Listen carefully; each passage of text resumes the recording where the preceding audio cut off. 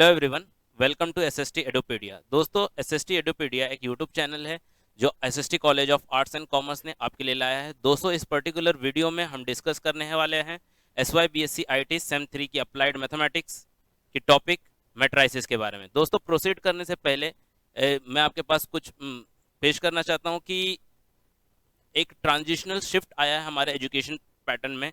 जिस तरह से पहले हमारी फिजिकल क्लासरूम टीचिंग होती थी, वो अब डिजिटल टीचिंग में कन्वर्ट हो गई, डिजिटल क्लासरूम में कन्वर्ट हो गया। इसी तरह से हमारा इवैल्यूएशन पैटर्न भी क्या हुआ है, टाइम के साथ चेंज हुआ है। अब इस नए इवैल्यूएशन पैटर्न में हमारे करिकुलम के जो आउटकम्स है उसको एमसीक्यू एग्जाम्स के थ्रू टेस्ट किया जा रहा है। तो दोस्तों, ये पहली बार हुआ है कि यूनिवर्सिटी में एमसीक्यू एग्जाम्स के थ्रू क्या की जा रही हैं, एग्जाम्स ली जा रही है। तो दोस्तों, ये एमसीक्यू एग्जाम पैटर्न आप लोगों के लिए नया है, तो मैं इसी एमसीक्यू एग्जाम पैटर्न के बेसिस पे आपकी कंसेप्चुअल क्लियरिटी को क्या करना चाहता हूँ, क्लियर करना चाहता हूँ, इसलिए मैं ये वीडियो आपके लिए ला रहा हूँ। तो दोस्तों, चलिए स्टार्ट करते हैं हम एमसीक्यू के थ्रू हमारे जो कंसेप्ट्स हैं उनको क्लियर करने के लिए, और एग्जाम में इसी तरह के क्वेश्चन भी पूछे जाते हैं। तो दोस्तों, यहाँ पर देखिए पहला क्वेश्चन क्या लिखा गया है कि डिटरमाइन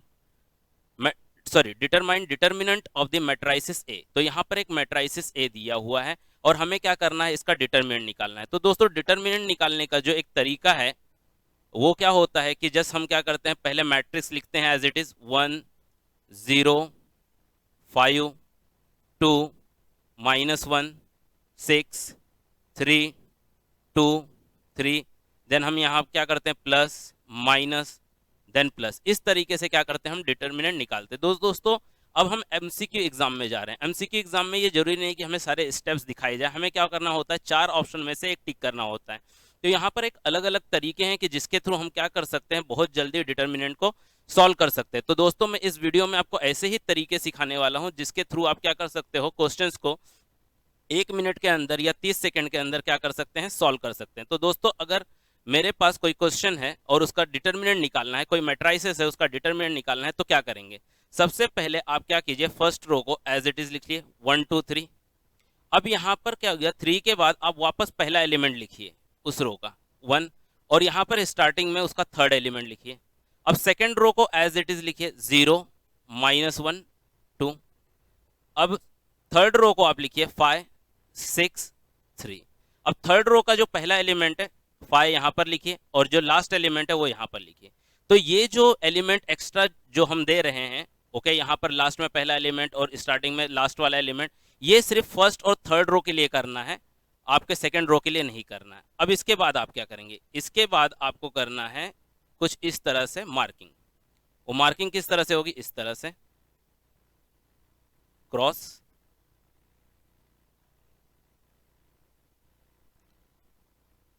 और इस क्रॉस में जितने भी एलिमेंट आए उनको इनटू करके क्या कर देना है, प्लस कर देना है, इनटू करके प्लस कर देना। इसका मतलब क्या करना है, मुझे करना है 3 × 0 × 6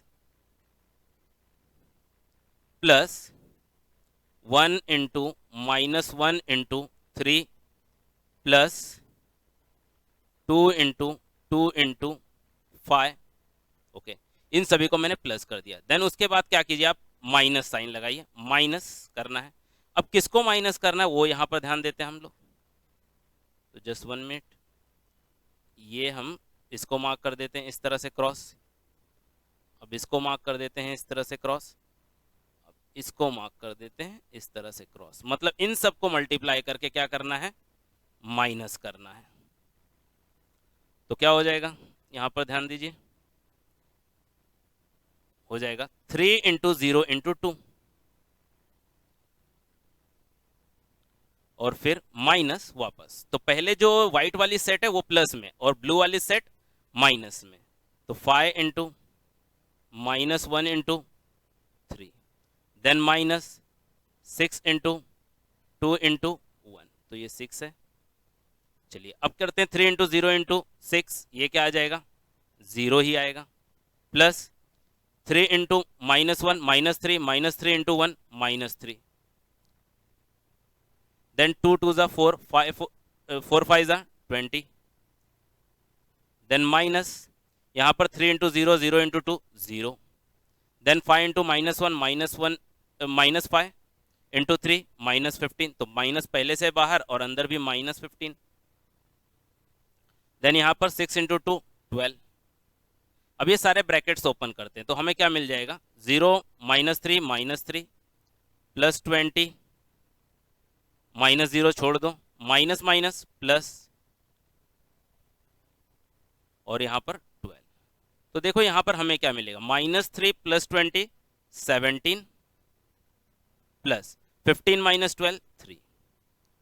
तो हमें क्या मिल जाएगा, फाइनल आंसर 20।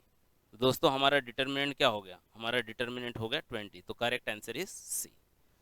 तो दोस्तों इस तरह से इस टेक्निक का यूज करके हम क्या कर सकते हैं, डिटर्मिनेंट को फाइंड आउट कर सकते हैं। चलिए अब यहाँ पर अगला क्वेश्चन, को फैक्टर ऑफ 821। को फैक्टर 821 का मतलब होता है कि को फैक्टर निकालना है किसका, सेकेंड रो फर्स्ट कॉलम का। तो जब भी को फैक्टर निकालना हो दोस्तों, मैं आपको सिखाऊंगा कि पूरा का पूरा को फैक्टर मैट्रिक्स भी कैसे निकालते हैं, पर इस क्वेश्चन के लिए 821 निकालना है, that is cofactor of second row first column. तो पहले आप क्या कीजिए, -1 करके ये 2 + 1 कर दीजिए। देन उसके बाद आप क्या कीजिए, अब यहां पर आप सेकेंड रो और फर्स्ट कॉलम को भूल जाइए, क्योंकि अगर मैट्रिक्स में देखें तो पहले रो को डिफाइन करते हैं बाद में कॉलम को, इसलिए 2 1 मतलब सेकेंड रो फर्स्ट कॉलम। तो सेकेंड रो और फर्स्ट कॉलम को अगर आप भूल जाते हो तो आपको क्या मिलता है, 2 3 और 6 3। अब इसका डिटर्मिनेंट ले लो। अब डिटर्मिनेंट कैसे लेते हैं हमें पता है, पहले इन दोनों की मल्टीप्लाई करनी है,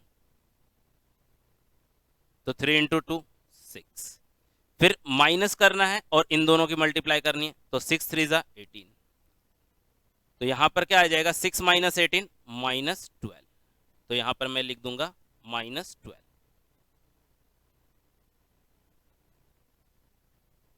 अब -1 का पावर 2 + 1 3।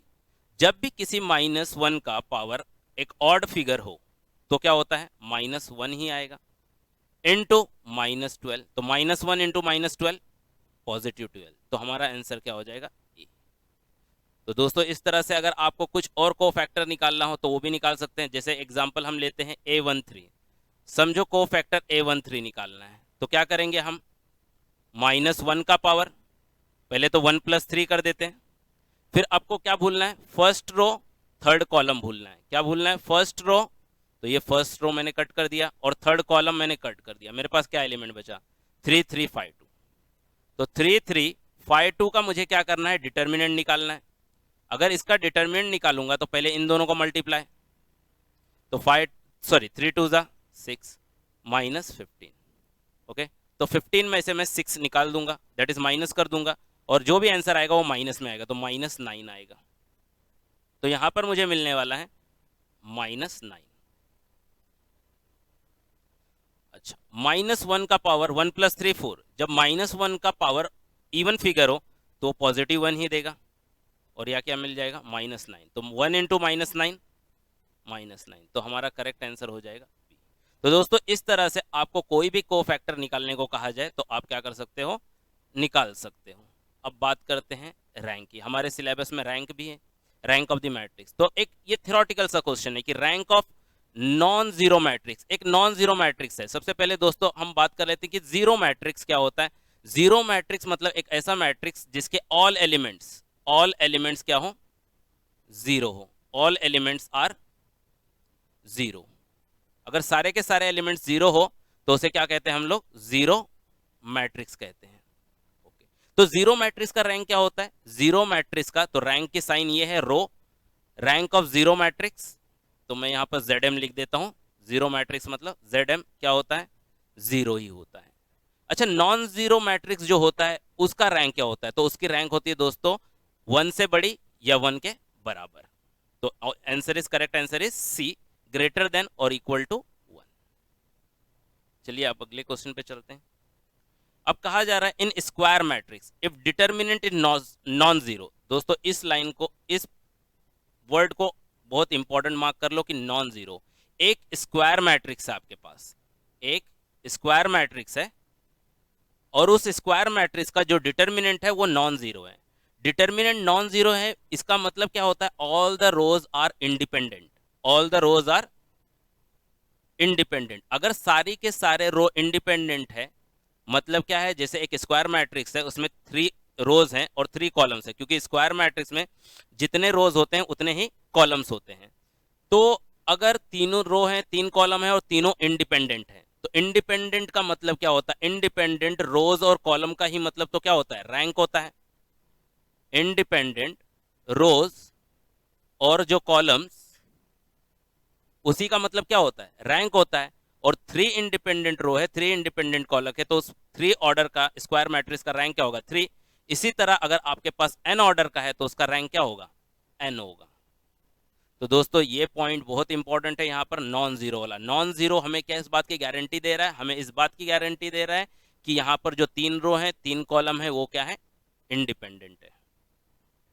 देन नेक्स्ट, यहाँ पर देखिए रैंक ऑफ मैट्रिक्स ए 1 2 2 4, ये एक मैट्रिक्स है, इसका रैंक निकालना है। तो ऑप्शन 1 2 और can not be determined 0 and 1 both. ठीक है, ये सारी बातें हम इसके ऊपर डिस्कस करते हैं कि रैंक ऑफ मैट्रिक्स होता क्या है। हमने थोड़ी देर पहले भी बात की कि रैंक ऑफ मैट्रिक्स क्या होता है? Number of independent rows and columns. Okay, independent rows और कॉलम। तो इंडिपेंडेंट रोज और कॉलम अगर किसी मैट्रिक्स में एग्जिस्ट करते हो तो वही क्या होगा? उसका रैंक हो जाएगा। तो अब इस मैट्रिक्स पे ध्यान देते हैं, 1 2 और 2 और 4। अच्छा, इस मैट्रिक्स में अगर हम बात करें तो ये जो हमारा ये है रो 1 है, ये क्या है? रो 2 है, और ये कॉलम 1 है और ये है कॉलम 2।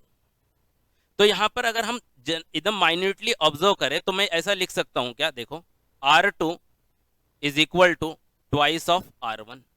यस और नो? अगर मैं R2 को 2 से, सॉरी, R1 को 2 से मल्टीप्लाई करूं तो मुझे R2 मिल जाएगा। कैसे? अगर इसके पहले एलिमेंट को 1 को 2 से मल्टीप्लाई करता हूं तो क्या हो जाएगा? 2 हो जाएगा, जो कि R2 का पहला एलिमेंट है। अगर मैं R1 के दूसरे एलिमेंट को 2 से मल्टीप्लाई करूं तो 4 आ जाएगा, जो कि R2 का दूसरा एलिमेंट है। इसका ये मतलब है कि R2 is twice of R1। अगर हम फंक्शन के ओवरव्यू से देखें तो हमें क्या पता चलता है? हमें यह पता चलेगा कि R2 जो है वो डिपेंड करता है कि R1 की वैल्यू क्या होगी। इसका मतलब क्या है? R2 is dependent on R1। मतलब ये क्या हो गया? ये हो गया डिपेंडेंट रो, इंडिपेंडेंट नहीं हो गया। इसलिए हम लोग क्या करेंगे? इसको एलिमिनेट कर देंगे। अपने रैंक को निकालते टाइम इसको कंसीडर नहीं करेंगे। क्यों? क्योंकि ये डिपेंडेंट रो है। तो यहाँ पर कितना रो बचता है? एक रो।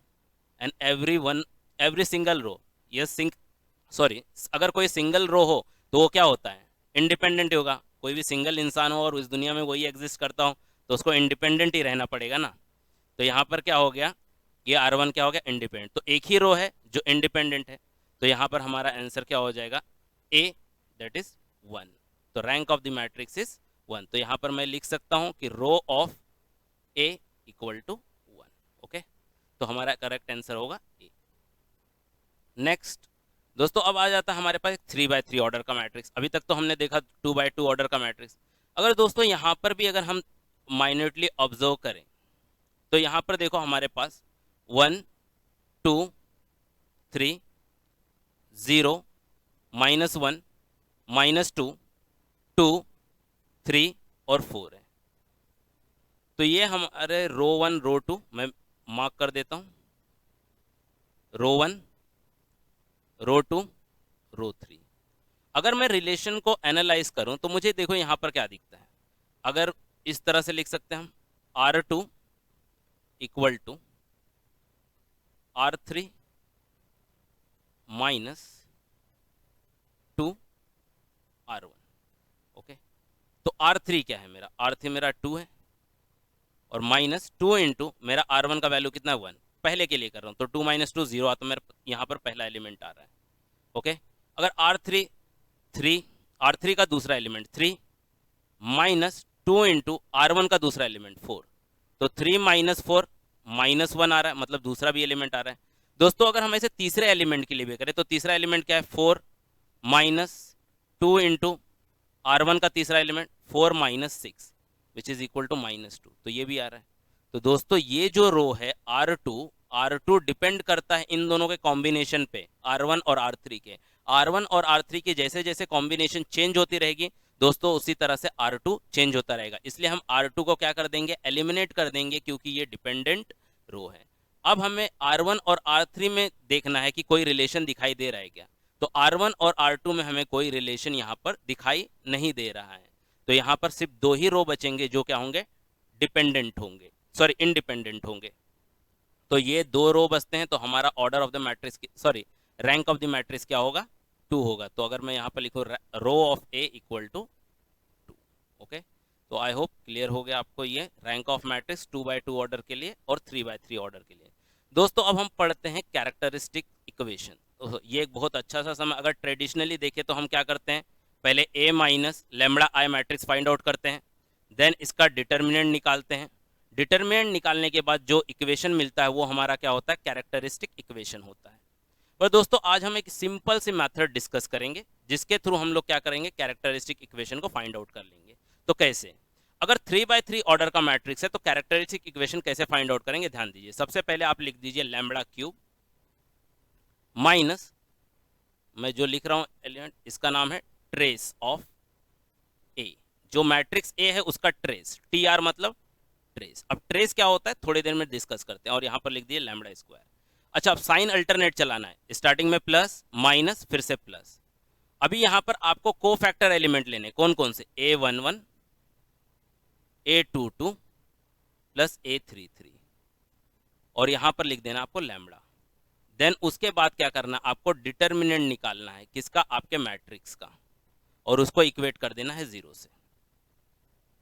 तो दोस्तों ये पार्ट है। अब इस पार्ट पे देखो हम यहाँ पर बात करेंगे ट्रेस की। ट्रेस क्या होता है, T R of A, trace of the matrix क्या होता है। तो ट्रेस ऑफ द मैट्रिक्स क्या होता है, जितने भी डायगोनल एलिमेंट है मैट्रिक्स से उनको क्या कर देना, ऐड कर देना, यही क्या होता है, ट्रेस होता है। तो इस मैट्रिक्स में देखो ये जो मैंने मार्क किया है ये क्या है हमारा ट्रेस डायगोनल एलिमेंट। इन डायगोनल एलिमेंट्स को आप क्या कर दीजिए, प्लस कर दीजिए। तो क्या मिल जाएगा आपको, 3 माइनस 1 2। तो क्या हो गया, 2 आपका ट्रेस हो गया। तो समझो ये काम तो हमारा हो गया, ये काम हो गया, इसके आगे कुछ नहीं है ये। अब हमें क्या निकालना है, A11 मतलब को फैक्टर ऑफ फर्स्ट एलिमेंट। तो A11 कैसे निकलेगा, यहां पर ध्यान दीजिए, A11 इसका मतलब क्या है, पहला रो और पहला कॉलम भूल जाइए, जस्ट 1 मिनट। आप क्या कीजिए, फर्स्ट रो और फर्स्ट कॉलम भूल जाए, को फैक्टर निकालना है। तो इसका को फैक्टर क्या हो जाएगा, इसका को फैक्टर हो जाएगा -1 का पावर 1 + 1 इंटू को फैक्टर, फर्स्ट रो भूल जाइए। ओके, तो यहां पर क्या बचता है, 1 इंटू -1, डिटरमिनेंट निकाल रहे हैं आप, थोड़ा फास्ट करते हैं, -3। ये A11 हो गया, कैलकुलेट कर लेते हैं। -1 1 + 1 2, ओके इवन फिगर है मतलब 1 आएगा, 1 into minus minus plus but sign is minus, that is -4। तो ये क्या हो गया आपका, -4 आ गया A11। अब A12 निकाल, सॉरी A22, तो A22 निकालेंगे तो -1 का पावर 2 + 2। ओके, अब आप क्या कीजिए, सेकेंड रो सेकेंड कॉलम भूल जाइए। ओके, सेकेंड रो और सेकेंड कॉलम भूल जाते हैं, तो सेकेंड रो और सेकेंड कॉलम हम भूल गए अगर, तो क्या मिलता है, 2 3 1 -1। तो यहां पर क्या मिल जाएगा, -2 और -3। तो देखिए ये क्या, -1 का पावर 2 + 2 4 हो गया। तो 4 तो क्या इवन फिगर है, इसलिए 1 इंटू ये क्या हो जाएगा, minus minus plus but sign is -5। Then A33, तो A33 क्या हो जाएगा, -1 का पावर 3 + 3, और आप क्या कीजिए, थर्ड रो थर्ड कॉलम भूल जाइए, तो आपको क्या मिलेगा, 1 2 और ये 1 -2, तो 2 1 ज़ा 2 माइनस फिर 1 इंटू -2 -2, तो क्या मिल जाएगा, ये प्लस हो जाएगा, तो 2 + 2 4 और -1 का पावर 3 + 3 6, तो 1 इंटू क्या हो जाएगा, ये 4 हो जाएगा, तो 4 आएगा। तो दोस्तों हमारा ये पार्ट भी क्लियर हो गया। तो अब बचा क्या, अब डिटर्मिनेंट ऑफ ए बचा, मतलब ये जो मैट्रिक्स दिया हुआ है ना इसका डिटर्मिनेंट निकालने को बचा है। तो दोस्तों ये सारी चीज़ें हम नोट कर लेते हैं कि इसकी वैल्यू यहाँ पर क्या आई हुई है, तो यहाँ पर नोट कर लेते हैं क्योंकि डिटर्मिनेंट के लिए हमें ज़्यादा स्पेस लगेगा। तो इसकी वैल्यू आई है 2, और इसकी वैल्यू हम नोट कर लेते हैं -4 है, और यहाँ पर इसकी वैल्यू प्लस है यहाँ पर, और इसकी वैल्यू -5 और प्लस है, देन इसकी वैल्यू 4। ओके, तो ये सारी बातें हमने नोट कर ली। अब हम इसको रफ कर देते हैं। अब हम डिटर्मिनेंट की तरफ जाएंगे, क्योंकि डिटर्मिनेंट के लिए हमें ज़्यादा स्पेस लगेगा।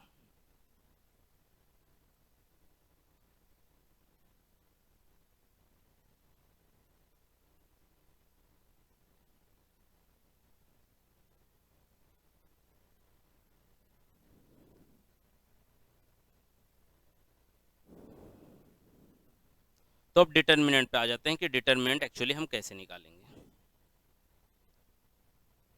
तो डिटर्मिनेंट के लिए क्या करना है, वही अपना तरीका, 2 -2 3, देन फर्स्ट वाला एलिमेंट पहले, यहाँ पर लास्ट वाला element, then second row as it is, third row 1 3 -1 पहला वाला एलिमेंट, लास्ट वाला एलिमेंट यहाँ पर। ओके, फिर से अपनी टेक्निक वाइट वाली,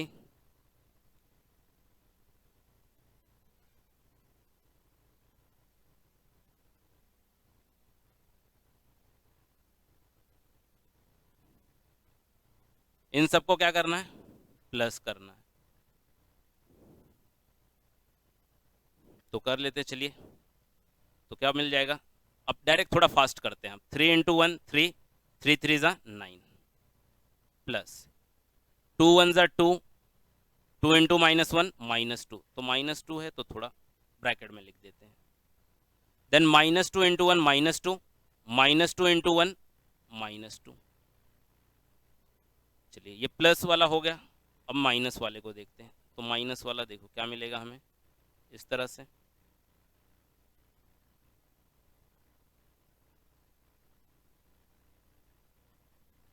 ओके,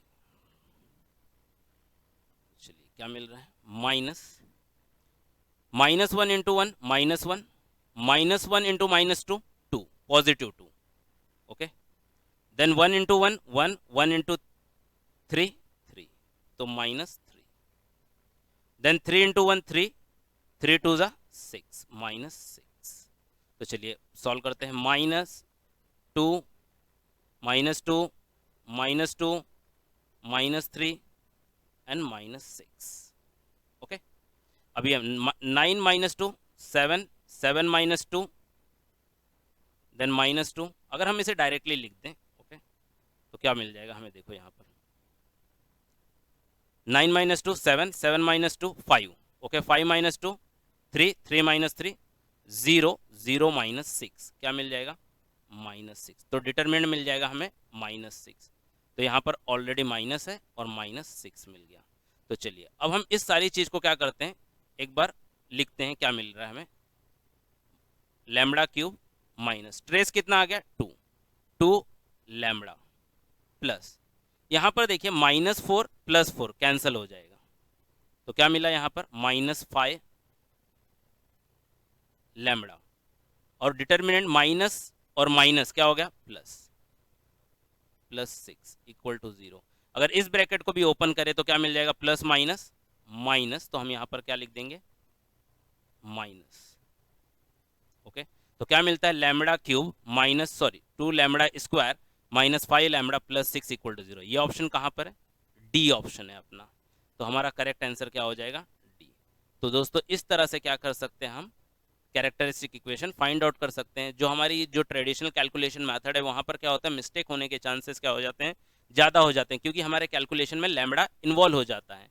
तो इसलिए हम लोग क्या कर सकते हैं, इस मिस्टेक को यहाँ पर अवॉइड कर सकते हैं। तो दोस्तों इस पूरे फॉर्मूले को आप लोग एक बार नोट कर लीजिएगा, मैं आपके लिए फिर से यहाँ पर लिख देता हूँ,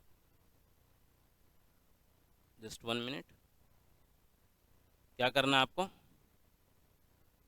lambda cube minus trace of A मतलब मैट्रिक्स, और क्या हो जाएगा, लैम्बडा स्क्वायर, फिर plus A11 plus A22 plus A33 lambda minus determinant of matrix = 0। Okay, ये किसके लिए, 3/3 मैट्रिक्स के लिए। ओके, और अगर 2x2 मैट्रिक्स का होगा तो क्या करेंगे, lambda square minus trace of A lambda plus determinant of A equal to 0। ये किसके लिए, 2x2 का मैट्रिक्स होगा तो उसके लिए। तो ये दोनों पॉइंट्स आप नोट कर लीजिएगा। चलते हैं अगले एमसीक्यू पे। अब यहाँ पर रैंक ऑफ द मैट्रिक्स, तो दोस्तों एज ए 4 ऑर्डर का मैट्रिक्स है। तो यहाँ पर देखिए, अगर मैं जस्ट इसको आपको कंसेप्चुअली समझा रहा हूँ कि आप क्या करें, इन दोनों रोज को देखें। अगर मैं क्या करूँ, ये R4, ये हमारा R4 है। अगर R4 को मैं क्या करता हूँ, -3 से मल्टीप्लाई करता हूँ। अगर -3 इंटू -1 3 -3 3, तो क्या हो जाएगा, R3 और R4 एक दूसरे पे मतलब मैं कह सकता हूँ कि R3 is depend on R4। तो इस तरह से मैं क्या कर दूंगा, इसको एलिमिनेट कर दूंगा। और यहीं पर अगर R1 और R2 के बारे में देखा जाए तो मैं बोल सकता हूं कि R2 is depend on R1, क्योंकि अगर मैं R1 को -2 से मल्टीप्लाई करूं तो मुझे R2 मिल जाएगा। मतलब ये दोनों क्या हो जाएंगी, एलिमिनेट हो जाएंगी। ओके, अगर मैं यहां पर 1 और इसको देखूं, 1 -1 1 -1 1 1 सॉरी -1 1 -1 1। ओके, तो यहाँ पर ये दोनों क्या है, इंडिपेंडेंट रोज हो गए। तो यहाँ पर हमारा ऑर्डर ऑफ द मैट्रिक्स कितना आ जाएगा, 2 आ जाएगा।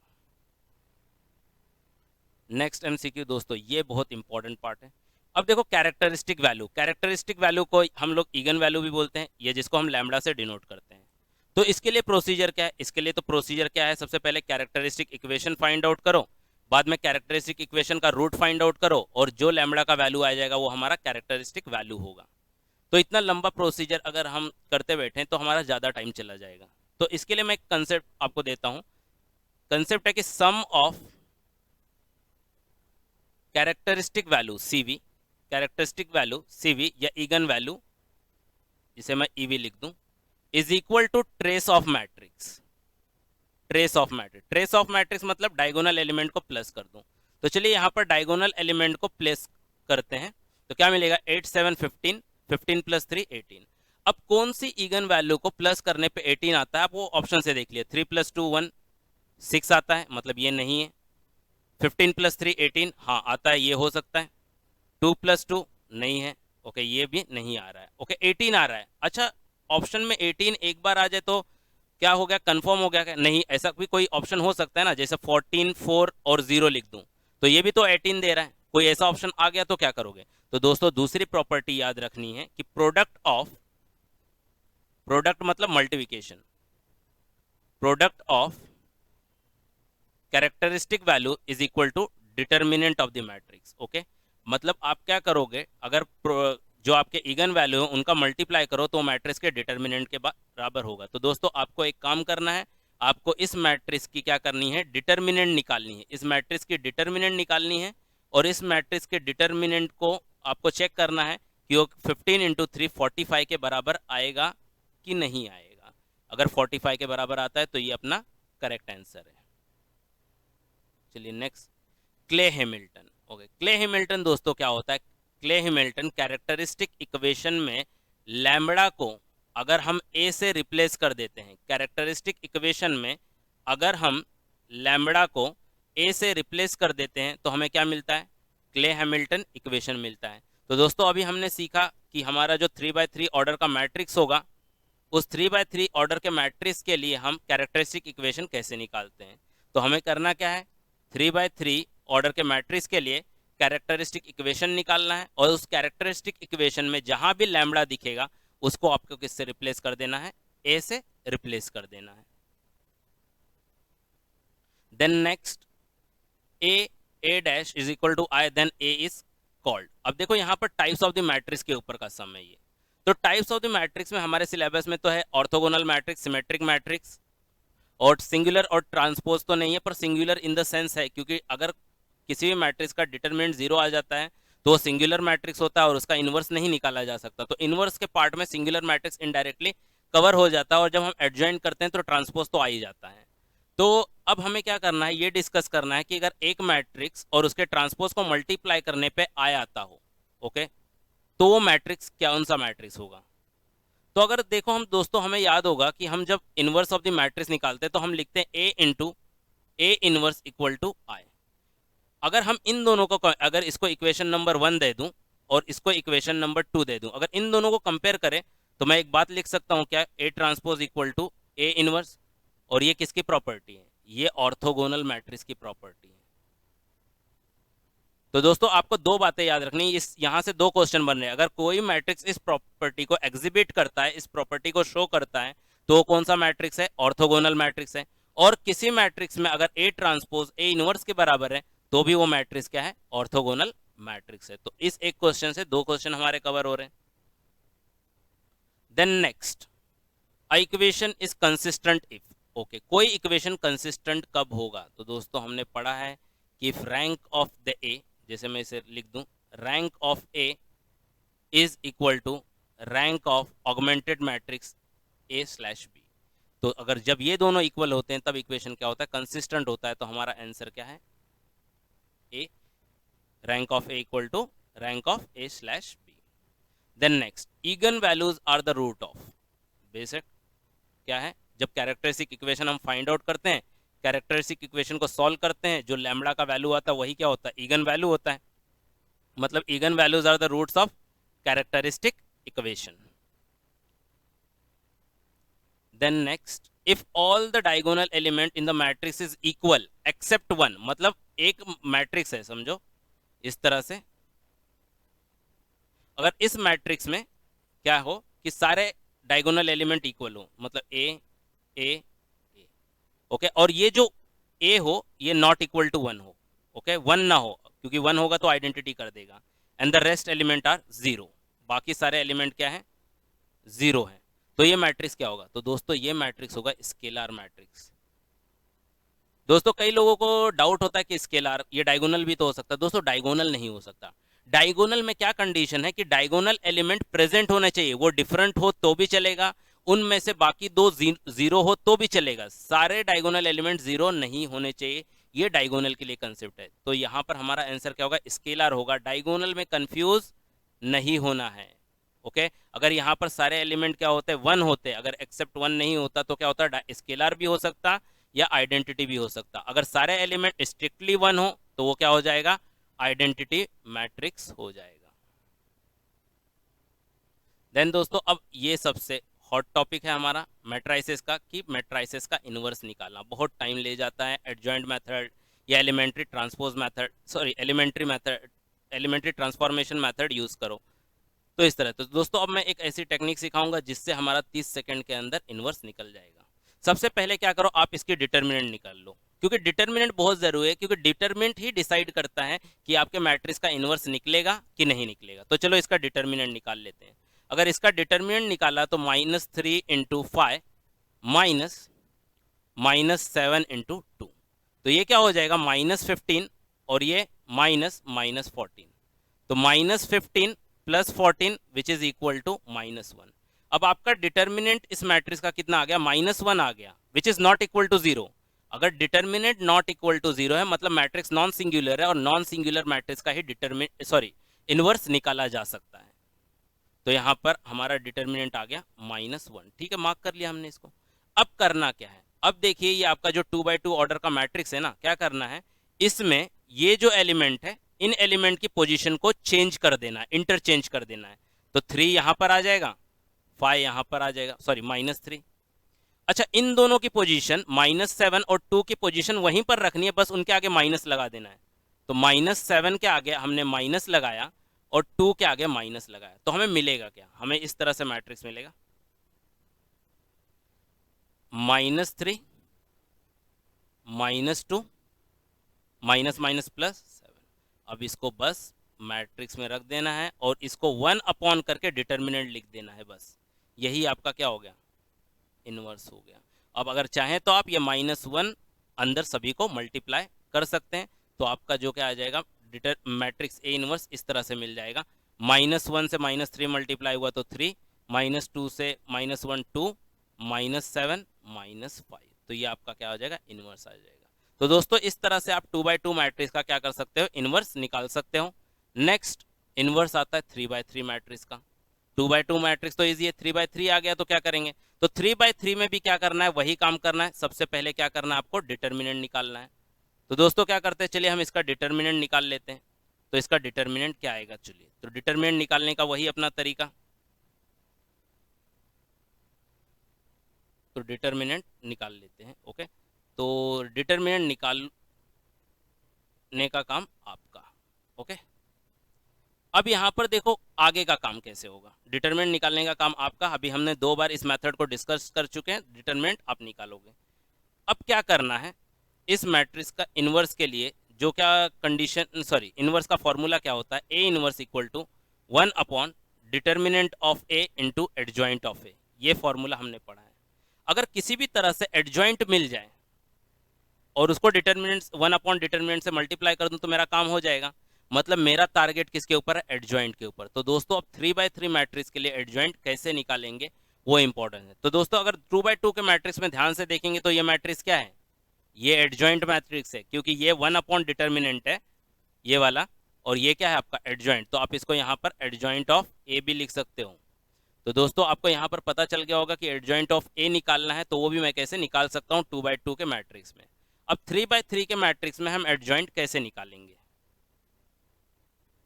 तो 3x3 के मैट्रिक्स में सबसे पहले 3x3 का मैट्रिक्स लिख दीजिए आप। 7 2 1 0 3 -1 -3 4 -2। अब इसको 5x5 ऑर्डर का बनाना है। 5x5 ऑर्डर का मतलब 5 रो करना है। तो 2 रो कहां से एडिशन, पहले 2 रो को वापस लिख दीजिए, और अब पहले 2 कॉलम को वापस लिख दीजिए। 7 0 -3 7 0। ओके, 2 3 4 2 3। अब क्या कीजिए, आप इन 2 रोज को कट कर दीजिए, भूल जाइए कि ऐसा कुछ था। ओके, अब जो कैलकुलेशन बता रहा हूं उस कैलकुलेशन पे एकदम नोट करना। आप ये इतने एलिमेंट ले और इनका डिटर्मिनेंट निकालें। अब डिटर्मिनेंट निकालने के बाद क्या हो जाएगा, 3 2 ज़ा -6, यहाँ पर मैं लिख रहा हूँ -6 -4 इंटू -1 -4। ओके, तो -6 + 4 कितना आ जाएगा, -2। तो यहाँ पर लिखा मैंने -2। ओके, अब आप क्या कीजिए, अब इन 2 एलिमेंट को ओके इन चारों एलिमेंट को लीजिए, इनका डिटर्मिनेंट निकालिए। इनका डिटर्मिनेंट क्या निकलेगा, 4 इंटू 1 4 -2 2 ज़ा सॉरी 2 इंटू -2 -4, और ये क्या हो जाएगा माइनस माइनस प्लस, तो 4 + 4 8। तो यहाँ पर अगला एलिमेंट क्या आ जाएगा, 8। अब देखो कैलकुलेशन हम वर्टिकली कर रहे हैं पर एलिमेंट हॉरिजॉन्टली लिखेंगे, तो 8। अब क्या करना है आपको, अब अगले 4 एलिमेंट पकड़ लीजिए, ये 4 एलिमेंट। अब क्या करना है इनका, तो -2 और यहाँ पर क्या आ जाएगा -3, तो आ जाएगा -5। तो कैलकुलेशन वर्टिकली पर लिखना है हॉरिजॉन्टली। तो चलिए अब मैं इनको रब कर देता हूँ।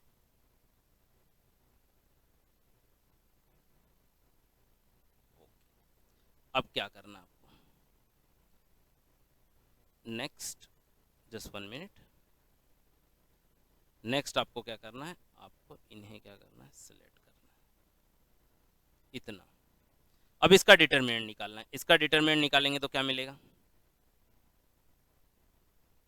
-3 इंटू -1 3 मिलेगा क्योंकि पॉजिटिव, -2 इंटू 0 0। तो यहाँ पर क्या मिल गया, 3 मिल गया, तो 3 लिख दिया मैंने। अब क्या करना है मुझे, इसको सेलेक्ट करना है, इसका डिटरमिनेंट निकालना है। तो 7 इंटू -2 -14, देन 1 इंटू -3 -3, तो -14 + 3 क्या मिल जाएगा मुझे, -14 + 3 -11। तो यहाँ पर लिख दिया मैंने -11। अब मुझे क्या करना है, ये 4 लेना है। 1 इंटू 0 0 -7, तो +7। ओके, ये सेकेंड रो हो गया मेरा। अब चलो इसको रब कर देता हूँ मैं। नेक्स्ट, नेक्स्ट मुझे क्या करना है, अब इसे कलेक्ट करना है। अब देखिए क्या मिलेगा मुझे,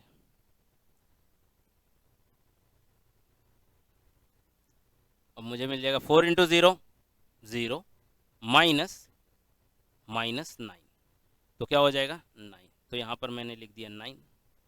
देन नेक्स्ट -6 -28, तो -6 -28 -34, minus minus plus but sign is minus. Then next इसको कंसिडर करेंगे हम, तो 3 इंटू 7 21, 21 माइनस 2 इंटू 0 0, तो कितना आ गया 21। तो ये हमारा क्या आ गया, एडजॉइंट आ गया, ये हमारा आ गया एडजॉइंट ऑफ ए। अब इसी एडजॉइंट को क्या करना है, डिटर्मिनेंट से मल्टीप्लाई कर देना है। डिटर्मिनेंट आप यहाँ पर कैलकुलेट करोगे, आई होप इसमें डिटर्मिनेंट 1 आएगा। तो डिटर्मिनेंट 1 आएगा तो आप क्या कीजिए, इसको 1/1 से मल्टीप्लाई करोगे तो जो मिलेगा यही मिलेगा ऑब्वियसली, तो यही क्या हो जाएगा आपका ए इनवर्स भी होगा। ओके, तो dear friends that's all with this, मिलते हैं अगले सेशन में अगले ट्रिक्स के साथ।